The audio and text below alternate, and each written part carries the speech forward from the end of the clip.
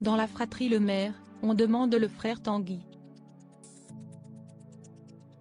Si Bruno, ministre de l'économie et des finances, vient de publier son roman Fugue américaine le 27 avril aux éditions Gallimard, il partage avec Tanguy une passion pour l'économie.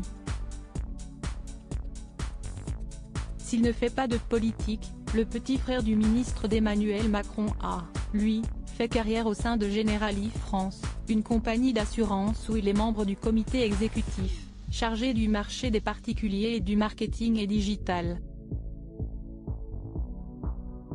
En plus de cette passion commune, on peut aussi noter que les deux frères se ressemblent comme deux gouttes d'eau, ou presque.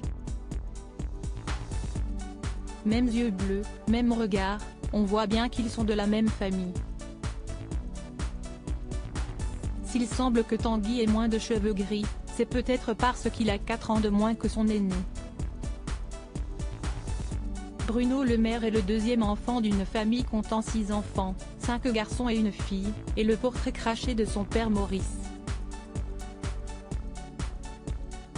Bruno Le Maire et l'importance de l'écriture. Après la sortie de son ouvrage, Bruno Le Maire a subi de nombreuses remarques de commentateurs se demandant quand il avait le temps d'écrire, en plus de relever un passage particulier de son livre. Sur son compte Twitter, le ministre s'est défendu, évoquant un équilibre personnel, avant d'expliquer que l'écriture était pour lui un besoin qui vaut la peine de se lever plus tôt, de se coucher plus tard, d'y consacrer ses week-ends et ses vacances. Et cette activité a débuté il y a bien longtemps.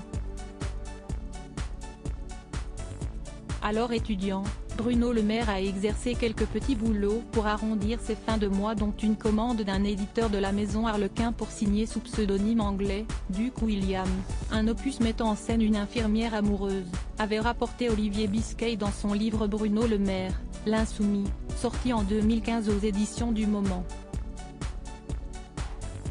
Dans la biographie, on apprenait aussi que pour cette mission, le futur ministre avait été rémunéré 15 000 francs et qu'il s'en était acquitté quand il était étudiant à Louis-le-Grand.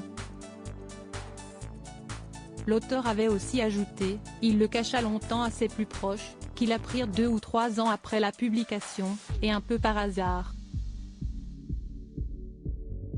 Dans son entourage, personne n'a vu ni lu ses premiers ouvrages, ou n'ose l'avouer.